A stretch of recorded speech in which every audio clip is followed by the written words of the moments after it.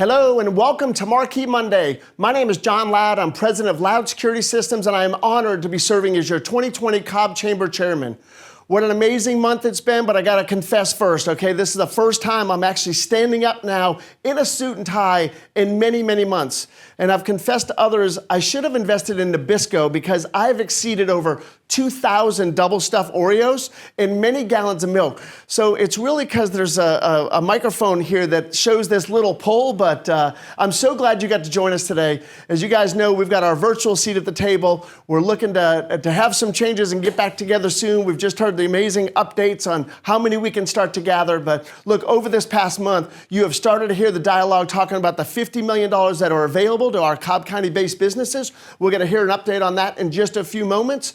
As many of you guys heard me talk about at the beginning of the year about Together We Can, and there's no time going through a crisis like this, both economic, health-wise, and everything going on. We've talked about uniting and getting these dialogues going. First three things. One was I was talking about workforce development, military, and small business. With the $50 million, there's nothing greater we can be doing to help small businesses by getting money to be able to help them retain workforce and grow their workforce. On unemployment, look, we're at a 2.3% unemployment rate at the beginning of this year, prior to pandemic, and workforce is now more important than ever now that we're in a double-digit unemployment situation. So Jay Cunningham of Superior Plumbing has been leading our workforce initiative and doing a great job. We have a seat at the table and hope that you will continue to join us to be part of that discussion. We've just had an amazing opportunity, 4 different opportunities over at Dobbins to support our military. Pam Yonker and Greg Teague leading our Dobbins initiative.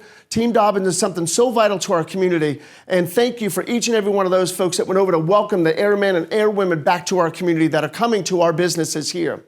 But you know what, ladies and gentlemen, we've got a crisis going on out there. And as with heartfelt, I tell you, we understand at the Cobb Chamber, there is no place for racism. There is no place for hate crimes. Our chamber has just come out to support the hate crime bill that's going on down at the Capitol right now.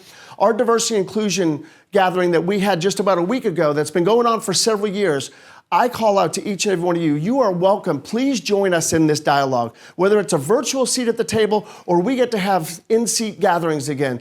The dialogue is vital for us to go forward with. As I've talked about Together We Can, this is one of those that is a together we must. Our community cannot miss this opportunity to have this dialogue and make some changes. At this point in time, I want to throw things over to Kevin Greiner to give us an awesome update as to what's going on with Select Cobb and more details on the $50 million. Over to you, Kevin. Thank you, John. And hello to all of you Cobb Chamber members. My name is Kevin Greiner. I'm the president and CEO of Gas South, and I also have the pleasure of serving as the chairman of Select Cobb, which is the economic development organization of the Cobb Chamber. And I have some exciting news to talk about today. Cobb County government is partnering with Select Cobb to provide relief to small businesses that have been devastated by the impacts of the COVID-19 pandemic. On Tuesday, May 26th, the Cobb Board of Commissioners approved a $50 million grant program to help small businesses. It's being funded by way of a portion of the CARES funding that the county received. These funds are intended to be used by communities to deal with the impacts of COVID-19. And our Board of Commissioners decided that small businesses really needed its help and that it would allocate a portion of those funds for that purpose. So we've established what we're calling the Small Business Relief Grant Program. It's being established to assist businesses of up to 100 employees with various operational and overhead expenses. Select Cobb will be administering this grant program in partnership with the county. So I want to talk a little bit about the eligibility criteria. Eligible Cobb County companies are invited to apply for this grant. And they're put into 3 tiers based on the number of full-time W-2 employees that the company had prior to the pandemic. The 3 tiers are as follows. 1 to 10 employee companies can access up to $20,000 of support and funding. Companies in the 10 to 50 employee range have the opportunity to apply for up to $30,000.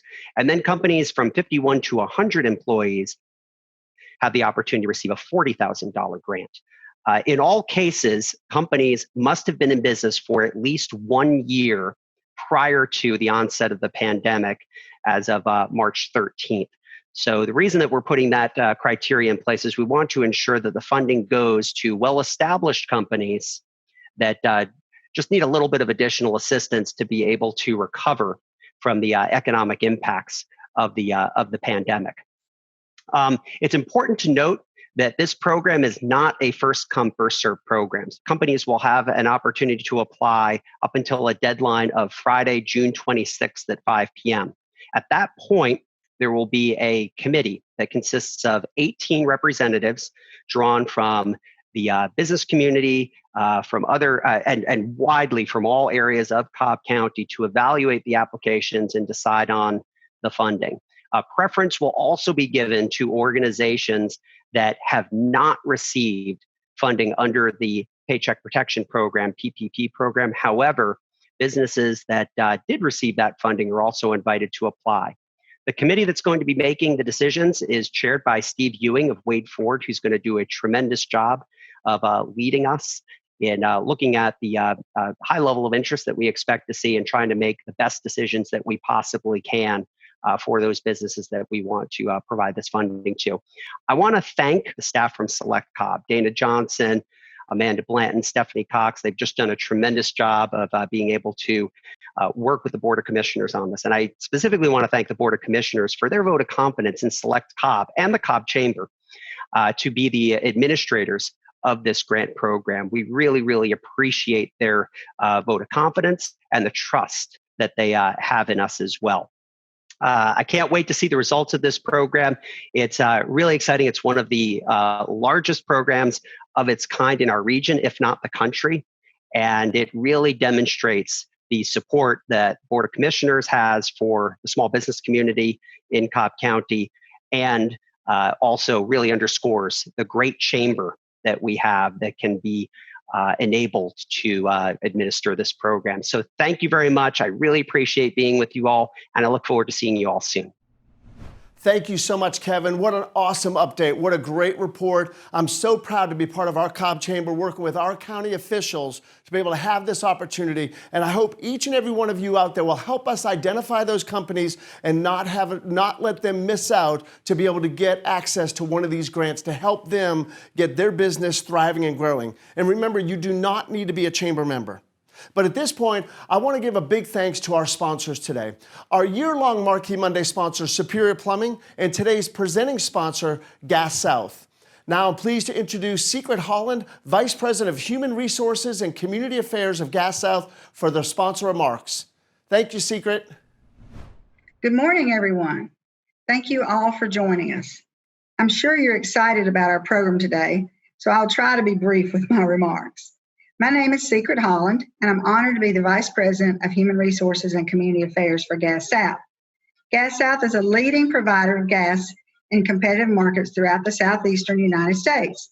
Our company serves more than 300,000 residential, business, and governmental customers. Gas South is known for our simple and competitive prices, outstanding local customer service, and a promise to give back 5% of our profits to support children in need. We're a wholly owned subsidiary of Cobb MC, one of the country's largest electric cooperatives. We're proud to have our headquarters in Cobb County and proud to be a partner with the Chamber of Commerce. At Gas South, our purpose is to be a fuel for good. We try to do that in many ways, but I'd like to highlight today just two of those for you. In early April, we announced our plans to donate more than $1 million this year to support families throughout Georgia and Florida impacted by COVID-19. While our annual giving typically includes smaller donations to dozens of local causes and focuses almost exclusively on programs for children in need, we made the decision this year to commit more dollars to fewer organizations. We were able to expand the focus to also include programs providing utility payment assistance and support for unemployed restaurant and hotel workers. We also decided to donate these funds immediately rather than throughout the year, due to the great needs brought on this spring by the pandemic.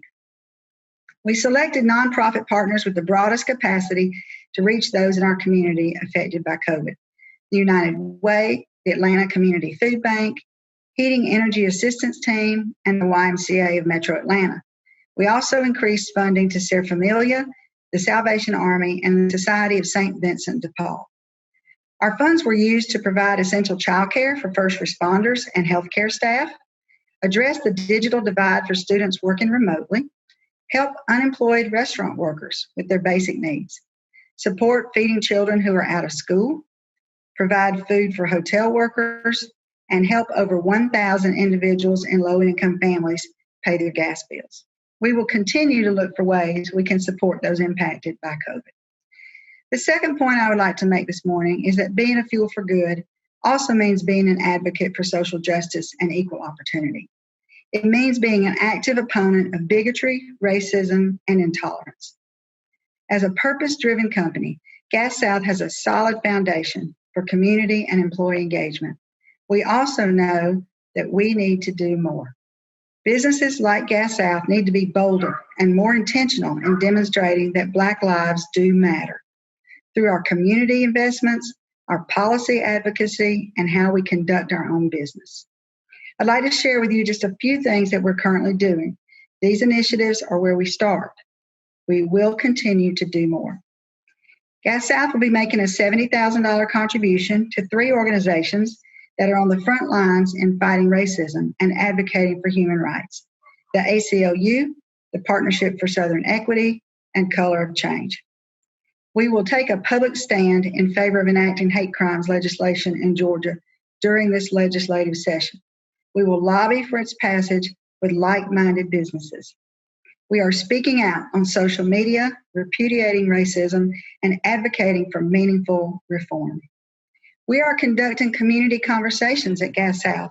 This is where our team members from across the company come together virtually to talk about our feelings and our emotions and listen to and learn from each other in a supportive environment. Through these forums, we also hope to learn from our employees what our company can do to be a force for positive change. We encourage others to lean into discussions like these with your employees, with your friends, with your families. While these conversations may be uncomfortable or daunting, we find that discomfort makes us grow as individuals. It shows that you want to learn, you truly care, and it equips you to take actions that make the world a better place. Finally, our CEO, Kevin, has been a member of the CEO Action for Diversity and Inclusion for several months. He is joining their CEO task force to reimagine how we drive change in our communities and workplaces. He is fighting for change in legislation and with boots on the ground, joining a group of Gas South employees at a protest just this past weekend. I would like to leave you with this thought. People don't care what you know until they know that you care. We want you all to know that Gas South cares. We want to be a fuel for good every day, everywhere, in all we do. We ask our friends and partners to join us. Thank you for the opportunity to spend a few minutes with you today. Have a wonderful week. Thank you so much, Secret. You guys are an amazing company doing so much wonderful throughout our community. And thanks for all the support you have done throughout this entire COVID-19. But at this time, I'd like to do a great introduction over my good friend, John Cristodoro, president of Alliance Activation. John's been our media buyer for Loud Security Systems for years, but today he's got the opportunity to introduce our keynote speaker. So I'd like to throw it over to you, John. Hi, my fellow Cobb Chamber members. I am super excited at this opportunity to introduce our next Marquee Monday keynote speaker, Mr. Kevin Harrington. When John and I sat and thought about how we could bring value to each one of you, we thought, who could we best epitomize success in business, success in both small and large business? And Kevin Harrington came to mind. So I'm sure many of you guys know, but those who don't, he is the original shark on the hit TV show Shark Tank. He is the inventor of the infomercial, and he is a as seen on TV pioneer. But all of that included, he has helped over 20 businesses reach over $100 million in revenue. So do I have your attention yet? So I'm pleased to introduce Mr. Kevin Harrington so he can share with you some of the nuggets that have helped him achieve this level of success. So hopefully you can apply that to your business practice as well. Happy hunting. So now over to Kevin and John. Thank you. All right, thank you, John Cristodoro. And now I'm sitting here with Mr. Kevin Harrington. What an honor and delight. It's going to be such a great opportunity for our members of the Cobb Chamber of Commerce to get to know you and hear some of your story. If you would, share some of your growing up for the members that may not have gotten to know Kevin Harrington through the years. John, thank you very much. So I'm one of 6 kids, grew up in Cincinnati, Ohio, and when we would go to Florida, we'd come through Atlanta on I-75 all the time. So Atlanta was always a great town to stop, and I have relatives in Atlanta. But when I was young, my father was actually a bartender, and he, though saved up enough money, he wanted to own his own bar. So when I was 11 years old, he opened Harrington's Irish Pub. And I started working inside Harrington's Irish Pub. Literally, there was weeks I was doing a 40-hour week as a teenager, and even before teenager. So after a few years of that, and my dad was paying me $1 an hour, he said, "Kevin, you're not going to get rich at $1 an hour. You got to own your own business." And I'm like, "Oh, okay, Dad, thanks." He was my first mentor. So I started a driveway sealing business, filled the cracks in the driveway, because if it got cold and that water froze, it would triple the size of the crack. So I'd knock on their door, drive up on my bicycle, and sell them on sealing the cracks, beautifying their driveway. I was doing 10 of those a week in the summer during high school, and then I got to college, University of Cincinnati. I started a heating and air conditioning business, and I was getting new homeowner leads from the courthouse. Maybe they needed their furnace cleaned or safety check or a new air conditioning system or whatever. So I built that business while I was in college to millions of dollars in sales, 25 employees. Wow. And was a nice enough successful business that I could quit school. Okay. Why heating and air? I said when I was starting college, I needed something that was year round, because the driveway sealing business was just the summer, right? Yeah. So that business I ended up selling to one of my employees. And that was great because I built it, and I'm the kind of guy that likes to get in, build something, and then I see other opportunities. Sure. So I started actually a business brokerage company where I was selling businesses, pizza parlors, restaurants, delicatessens, laundromats, and then we would help them survive in business and thrive.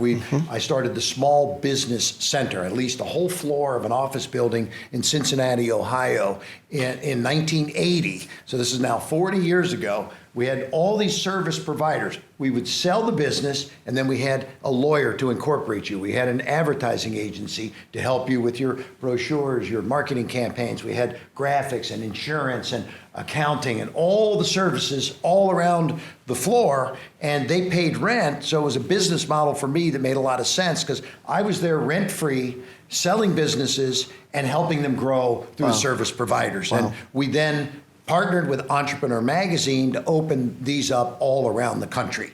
And so now I'm sitting there, and it was a successful business. I had a home that I just bought. I ordered cable television, and I'm watching the first cable TV ever that I had at home. It's back in the early 80s, and I'm watching ESPN Sports and HBO Movies. I get to the 30th channel, and it was only a 30-channel package back in the day. Oh, yeah. I get to channel 30, and it's Discovery Channel.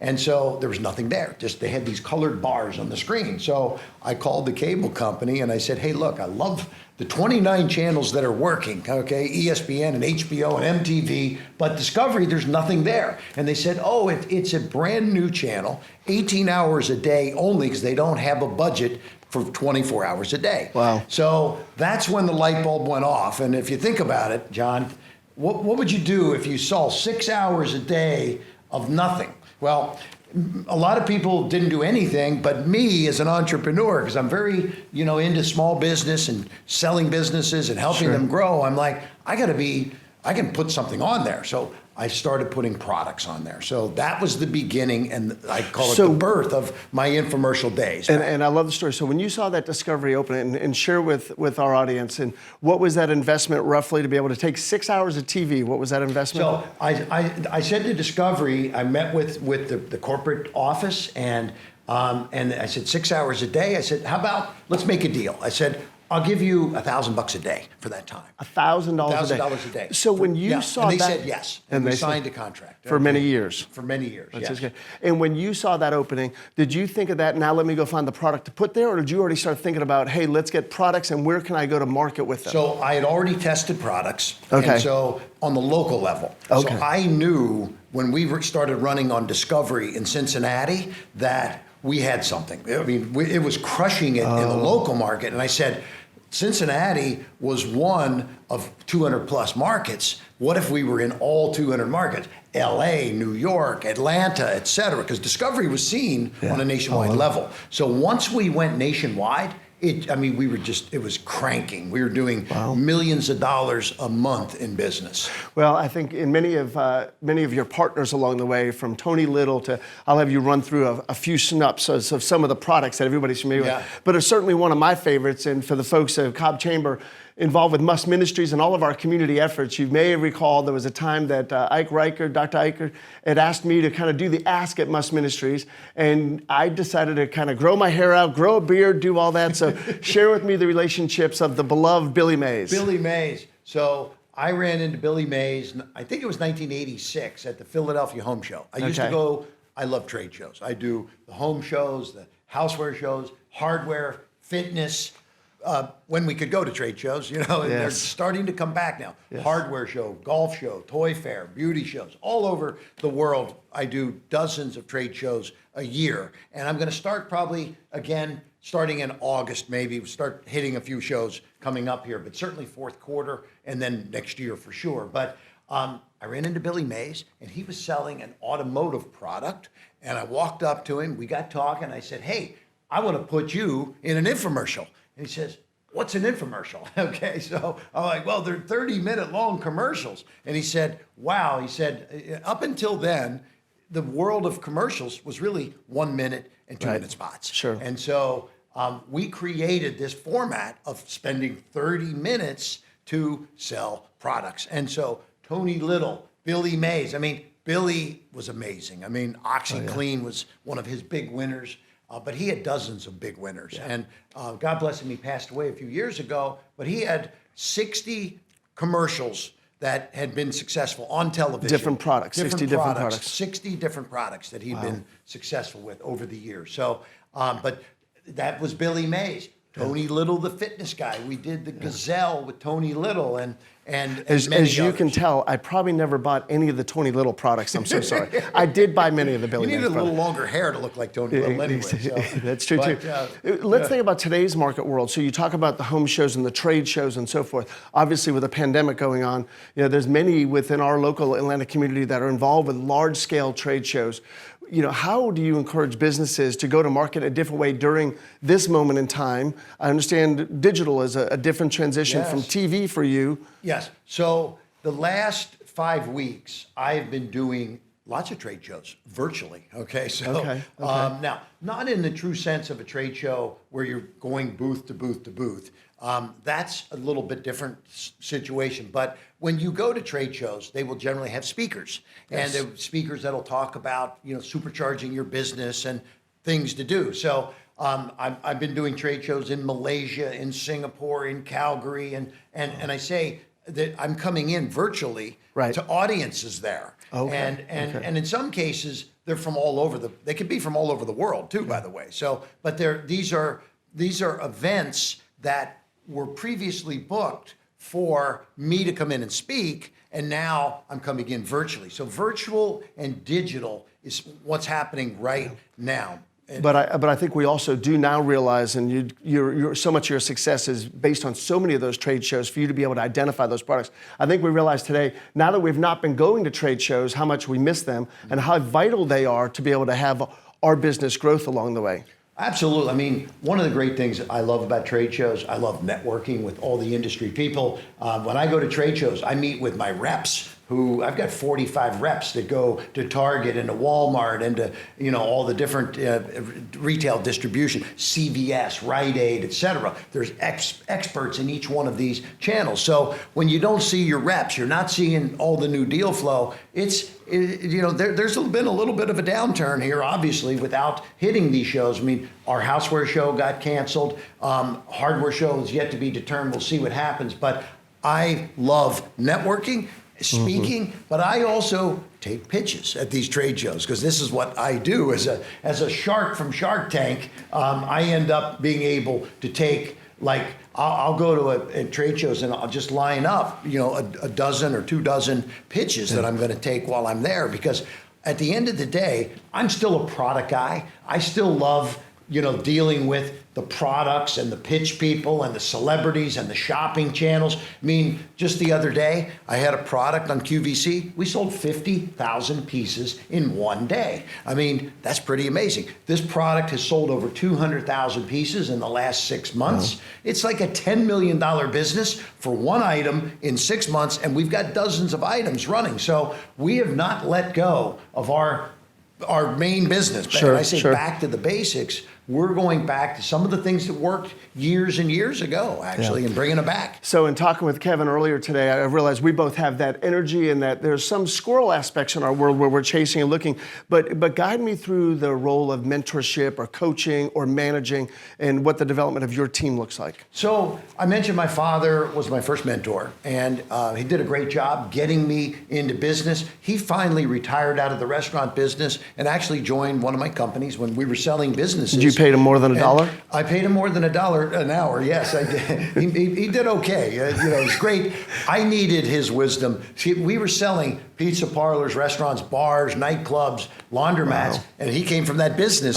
He knew many of the bar owners, so he could walk in and say, hey, if you ever want to sell this place, we got the buyers. And so he did great. And my father and I we were partners and comrades across the board, but he was always my father and my mentor. And so along the way, I ended up with Zig Ziglar as a mentor in sales and motivation. Richard Branson invited me down to hang out at Necker Island down in the Caribbean. That's not such a bad way to spend a weekend, right? Go hang out with Richard Branson. And now you're stuck with John Loud? And now I'm here with John Loud. Sorry. Hey, you never know who you're going to meet here, right? Okay. Hey, this is what it's all about, though. It's, you've got to go out and we talked about the military, and I was involved in a military business. I wanted a mentor. I went to MacDill Air Force Base and got a former general, retired general. Well, their business model is mentoring and consulting and opening doors for businesses. So I brought a former general into one of our companies, and he provided some great advice and door opening experiences. One of the things that you guys can understand is that when Kevin's got the different products or ideas, he's been so successful and pulled together that team to be able to help him launch those products or sustain in the deliverable or the supply chain factors and so forth. Let's talk about right now, our Cobb Chamber has got a partnership with the Cobb County Commission to be able to give $50 million in grants. These are maybe some of the lifelines going through COVID-19 where some businesses are just so nervous, scared, afraid, trying to figure out how they're going to sustain. Could you give some guidance to them, maybe think about how to endure or how to, first off, step up and raise your hand and say, hey, we probably need some help like that, so don't be afraid to ask for that help.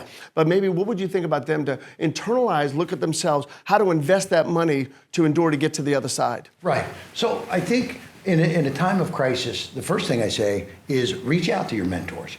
Reach out to your associations. The Cobb Chamber, for example, is a great place to go because you've got thousands of members, many of them that might have some answers for the folks that are there. But I talk about a couple things. Number one, I say go back to the basics. And for me, I've had a lot of different business interests now over the last number of years, but my core business started with products. So I said to myself, what are the products that people will be trending towards now during COVID? And that, like I mentioned, the product that sold 50,000 pieces the other day, it was a product called the Magic Saw. And it's a handheld saw that does amazing things, $35 for this little set with all these different blades. And it's for people that are at home, which many are, and they want to spruce the house up. They don't want to go buy a new house. They don't want to buy new things. They're making their own dog houses instead of buying them. And so this is what you do. We go back to the basics. And I'm going to say this too. The focus that I have with almost every one of my companies right now, and I'm involved in 24+ companies, is to go see and test the waters for customer acquisition right now. And let me tell you why. Because what's happened now in the last few months, more and more people are at home. What are they doing at home? They're on their computer typically. And so the number of people that are online has greatly increased, but the advertisers have dropped off the face of the earth because the restaurants, the concert promoters, the advertising is gone, but the viewership and people online is huge. So you've got this big delta here of opportunity for customer acquisition. So we've tested new ads, work from home for fashion, for example. We deal with celebrities selling clothing. When we shifted to work from home fashion, a little pivot, we were able to go from an $18 cost per acquisition for the customer to $5 because rates are cheaper. So don't put your head in the sand and wait for times to get better. Now is the time to actually go about getting customer acquisition, looking for MRR, monthly recurring revenue. And for example, I know a car dealer that was just charging per wash, and he's like, hey, for $49, you can have unlimited washes. Join the club. And now he's got hundreds of people with a guaranteed revenue stream, and it all works out very nicely. So what do you have in your business that maybe could be monthly recurring revenue? Because this is the game changer. I mean, I think it's one of those, this is a time where you've got to step back, evaluate. Certainly there's cost structures. How am I going to market? We're going to get into workforce in just a second. But it's, as I hear you sharing, if you're starting this business all over again, and today's a new opening, we've got all these new openings going on. Are you going to open the same way, or is it going to look different? How are you going to manage to navigate the environment? But now is a great time to, as I think you just covered so very well. Yeah. You got to get to your basics, your websites. Make sure, I was on my iPhone, went to a website, it all came through gobbledygook. Make sure you're mobily optimized for phone with your web. Make sure you've got retargeting and all the latest and greatest digital aspects. You've got to get a digital person to come in, look at everything, make sure you got the latest and greatest, because people are coming through funnels now. We build digital funnels, and this is, we're finding lead generation, customer acquisition costs lower than ever before. That's right. So obviously a question everybody wants to know. Tell us about Shark Tank. How did that come about? What was that phone call? What was the process to say, you know what, yes, I'm in? Yeah, so one of my mentors, I mentioned Richard Branson. I'm sitting with Richard and he says, Kevin, he says, you did a great job with Billy Mays. You built Billy's brand. You built Tony Little's brand. You helped build Jack LaLanne's brand. He was already kind of famous, and George Foreman and all these people that you're working with, right? So he said, but one thing you didn't do, you never built your own brand. And I'm like, whoa, that hit me like a ton of bricks. So I came back from Necker Island saying, I got to write books, I got to create content, I got to publish, I got to start doing podcasts. I had a firm plan to go home and start creating my brand, and that took the form of all the things I just mentioned. I've written about 7 books now. A couple have been bestsellers. I'm doing a weekly podcast of my own, but I'm on up to as many as 15 podcasts in 1 week I've done. So generally average probably 5 to 7 a week. Wow. And every time I do, I send it to my following, but they send it to their following also. Sure. So we're getting millions of views on podcasts. Books are getting read by many people. I'm on talk shows and this and that. And what happened? Mark Burnett called because I said, Mark, how'd you get a hold of me? He said, Kevin, have you ever checked the internet? You're all over the place. So podcast, radio interviews for my books, TV shows, newspaper articles, trade show, journals. I was speaking at trade shows, and that's when Mark said, come on and meet with me. Now, I needed a perfect pitch to Mark to get on the show, and I gave him the pitch that, hey, look,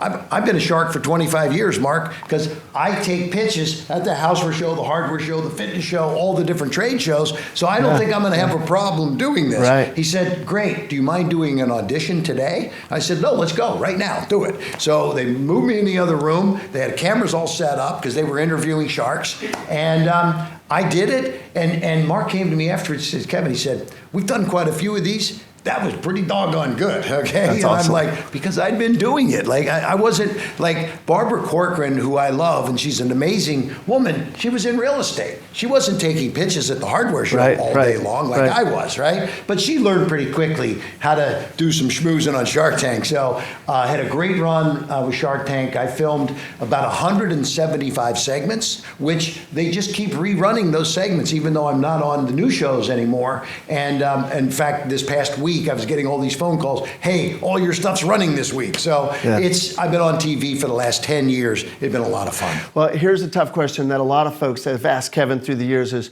why is Mr. Wonderful called Mr. Wonderful? Oh, he calls himself Mr. Wonderful for one reason. Nobody else will. Okay? That's all. I say because he's got an ego. Okay. Now I will say I love Mr. Wonderful. He and I did a couple deals on Shark Tank, but he's building his brand. Oh, yeah. Being a tough guy because he raises money. So he says to the people that invest in his O'Leary fund, hey, don't forget, I'm the tough guy protecting your money on Shark Tank. I'll get you a return faster than anybody else. Okay. What's your best of all the different deals you've done on Shark Tank? I mean, I had quite a few favorites. One of my absolute favorites was a crazy product called City Kitty. One of the most successful products in the 10-year history of Shark Tank. This is a toilet training product. You put this little contraption on top of your toilet, and the cat now there's a little litter in it to begin with, and the cat jumps on top of the toilet, goes to the bathroom because you threw the litter box away, and then each week a ring comes out until by week 4 there's no ring, nothing, and the cat jumps on the toilet and still goes to the bathroom. So that product went from $0 to $10 million like that. We got her on a lot of trade shows, the Houseware Show. Walgreens comes along. Oh, we want to put end caps of this up. We got her on the View, Good Morning America, the Today Show.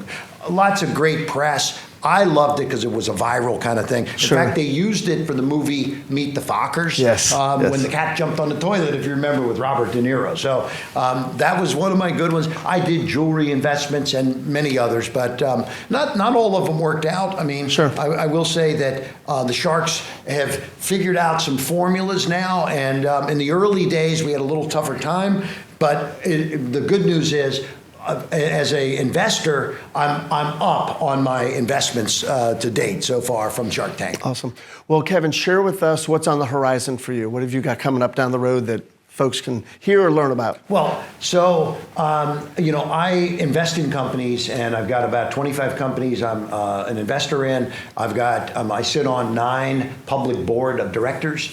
And so this is a lot. It's challenging, but it gives me a chance to see a lot of different industries, a lot of different COVID plans. And one of our companies during COVID actually spiked in sales, even though their products were in retail stores. Half of the stores that they were in were closed, but their sales increased. Why? Because we have a direct-to-the-consumer model and are very focused on digital and e-commerce. And so half the stores closed, more sales happening because people were feverishly wanting to get it on a direct basis. So our Amazon sales crushed it, etc. So where I'm going now is just working with all the companies I'm involved with on kind of COVID and post-COVID game plans, and a lot of it involves getting really tight in the e-commerce and digital way, because it's no secret.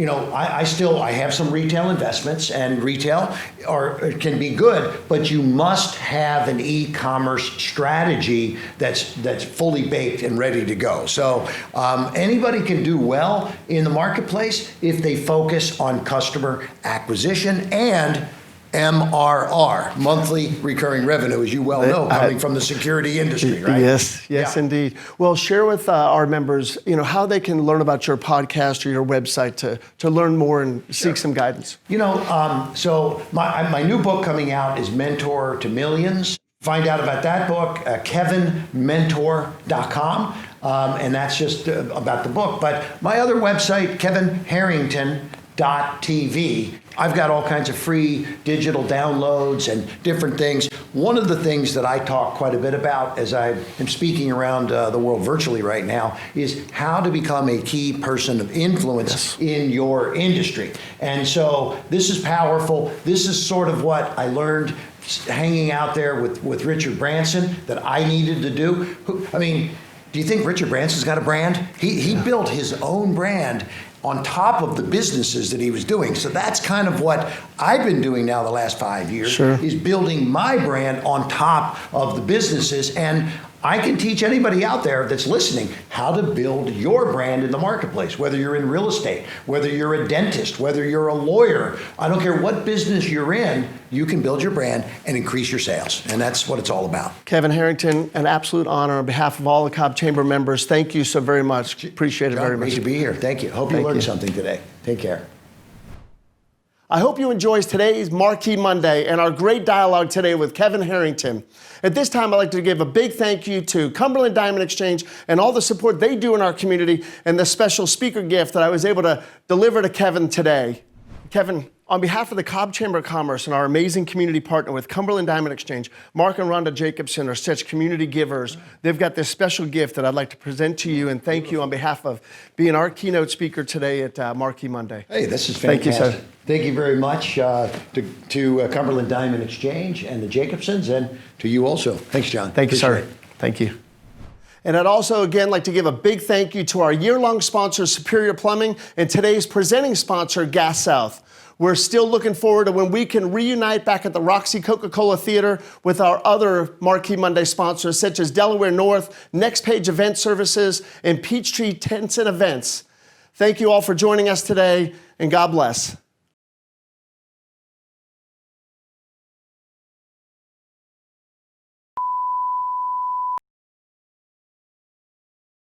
All right, 3, 2, 1. Now we're on the airplane on the way to Tampa, and lo and behold, who do I run into?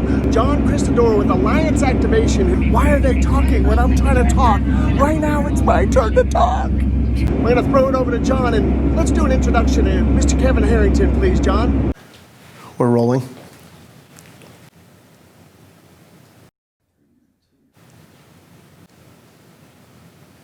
I am relishing in my, albeit virtual, seat at the table now with you, my chamber of whatever brethren. All right. Cut the arms out. No, I know. I'm just rolling through my script. I am super excited about this opportunity to introduce. So when you redo it again, because you're super excited, Mr. John Loud to introduce our next Marquee Monday speaker. What? Don't throw me in there. See this guy, right? Rhonda and Mark Jacobson, which does so much throughout our community. Let's do it again. Hold on, one more shot of vodka. You got a thing on the side of your jacket. Pull that, but you can. There you go. There you go. The CARES Act. The CARES Act provided funding to, oh, I'm sorry, I got the phone going. Hang on, we'll do another take. Thank you so much for the speaker gift that you guys will be mailing down to Kevin that I just gave to him. And act now. You must act now to act. Act now. Like that.